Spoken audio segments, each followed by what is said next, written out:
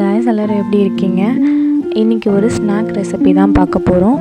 இது ஸ்நாக்னு இல்லாமல் மார்னிங் பிரேக்ஃபாஸ்ட்டுக்கு டின்னருக்கு கூட நீங்கள் சாப்பிட்லாம். நல்ல ஃபில்லிங்கான ஒரு ரெசிபி.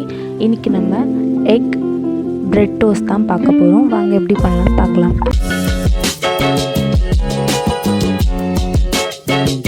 பிரெட் டோஸ்ட்டுக்கு ஒரு கப்பில் நான் எக் ஆட் பண்ணியிருக்கேன்.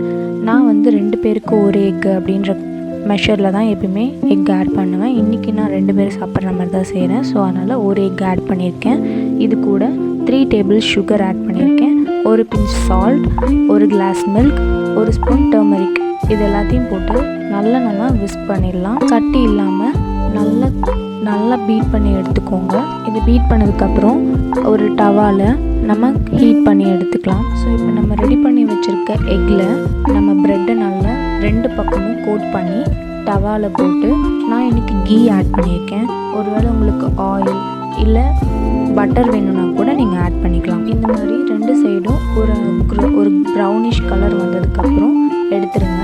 ஸோ இதே மாதிரி எல்லா ப்ரெட்டையுமே நல்லா கோட் பண்ணிவிட்டு டவாவில் போட்டு 2 பக்கமும் நல்லா ரோஸ்ட் பண்ணி எடுத்துக்கோங்க. இதில் எக் சுகர் இருக்கிறதுனால இது சாப்பிட ரொம்ப டேஸ்ட்டாக இருக்கும். ஸோ உங்கள் பசங்களுக்கு ரொம்ப பிடிக்கும். அவ்வளோதாங்க, ரொம்ப எம்மியான ஸ்வீட்டான ஒரு எக் பிரெட் டோஸ்ட் இன்றைக்கி பார்த்தோம்.